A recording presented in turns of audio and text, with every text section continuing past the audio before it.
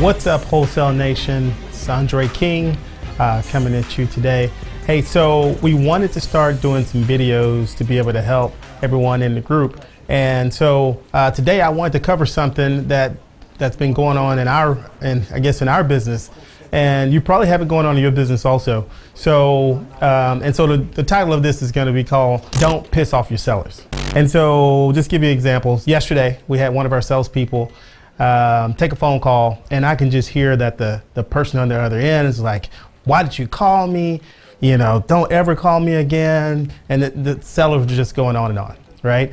And so I heard one of our acquisition agents, you can tell that he was getting like super upset by this person, right? And this person was just getting on him, and he was just on the phone, he was trying to stay calm, but this person was getting him very upset, right? And so he was like, hey, Andre, you want to talk to him? You want to talk to him?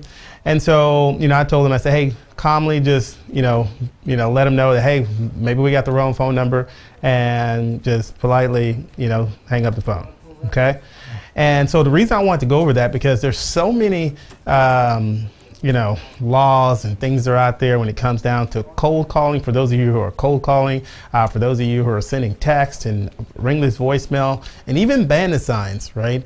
And that's, for us, for me at least, that's where it really started, right? I used to send out bandit signs, and I don't know, and we'll make another video for how to put out bandit signs the correct way, because my thing is, they can't find you, they can't find you. But back to, bandit signs, when I first started calling people on bandit signs, you started getting people that were upset also, right?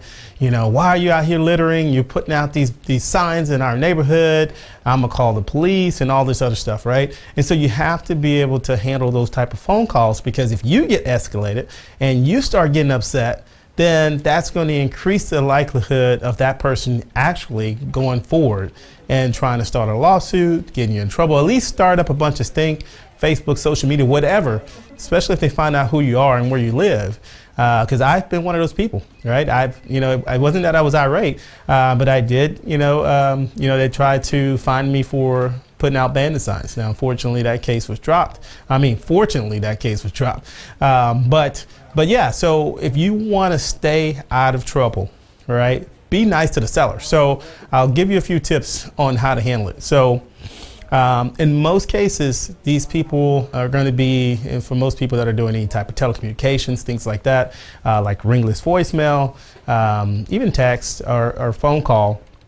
All right, we're interrupting that person, and most likely that person's getting a ton of phone calls from other people. All right, like for us, a lot of times we're calling people who maybe they're behind on taxes, they have something going on in their life, they have a lot going on. That's the reason why we're contacting them, because we know we have a solution for them. But they don't know that yet, right? And so what they know is that we're just bothering the hell out of them, right? And they think that we're calling them like 10 times a day, and maybe we are calling them 10 times a day. Maybe you are, I don't know. But here's the deal. They treat everybody the same. So whether you call them or I call them, they think you've called them like 10 times. And so sometimes they're very upset on the phone, right? And so, for ringless voicemail, we get a lot of times where people are just literally just cussing us out from the time that we pick up the phone, okay? So the best way to handle that is to stay calm. And that's actually one of my superpowers, is to stay calm under pressure. And so stay calm. Number one. And then number two, know that they're not taking it out on you, right? That they're upset about something else, okay? So what I do in this situation is, in most cases, whatever ringless voicemail, whatever cold call, it doesn't have my name on it, all right? So it gives me a chance to be able to blame somebody else if I need to, right? And so it really has a fictitious name, like somebody that's not even in the business, and at least not the entire name. I might have their first name, but they probably won't have their last name, okay? And you don't want that either, because with social media, people look you up and it just gets crazy, all right? You see that in most convenience stores and places you go to. A lot of times they don't even have their last name, they just have their first name, because people will try to look you up on social media. So what I do in that case is, I answer the phone. The person is like, y'all need to quit calling me, blah, blah, blah, blah, blah. And then who is the person that's sending me? Who's the owner? Whatever they say at that point, and say, well, I'm sorry, ma'am. I can definitely help you. But let me ask you something. Did you have a house that you were looking to sell? Okay. And if they say, well, no, I don't have a house for sale, well, I definitely apologize. It looks like if we called you, it may have been by a mistake, right? I have your phone number on the caller ID. I tell you what, I will look it up and make sure personally we get that taken off. You have a great day. I apologize for it. And then you move on, okay? If you don't handle it that way, right, you can, however you want to do it, if you start getting upset and trying to go head to head with that person, the only person who's going to lose is going to be you. All right. You have a business that you're trying to run, and you have a business that you need to protect. And by you getting upset with that seller, by you cussing back and, getting down to their level, what's going to happen is, number one, you're going to lose credibility. All right. The other thing is they may go ahead and try to fine you, try to send lawsuits, things like that. And who wants to go through all of that, right, over a ringless voicemail or text?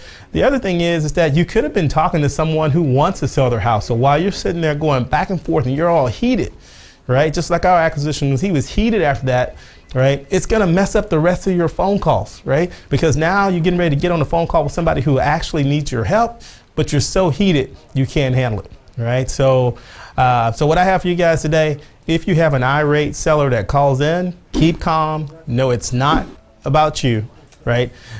Calmly let them know that we must have called you by mistake, right? I'll make sure to get your name off because you didn't have a house that you were looking to sell, right? And then you move on. So we'll have another video talking about how to convert people, but in most cases, these people aren't ready to be converted into, a sale. The best thing from there is just to move on and go on to the next. But that's all I got for you guys today. Just wanted to make a quick short video, something that happened today, and so I wanted to talk about it. Again, if you have not had a chance to, go on to hit the like and subscribe button and subscribe. We want to be able to put these out on a weekly basis. Also, the podcast, we send that out if you hadn't had a chance to check it out. And then you can find us on Instagram at The Wholesale Nation. But that's all I have for you guys today. All right, y'all go out and get some deals.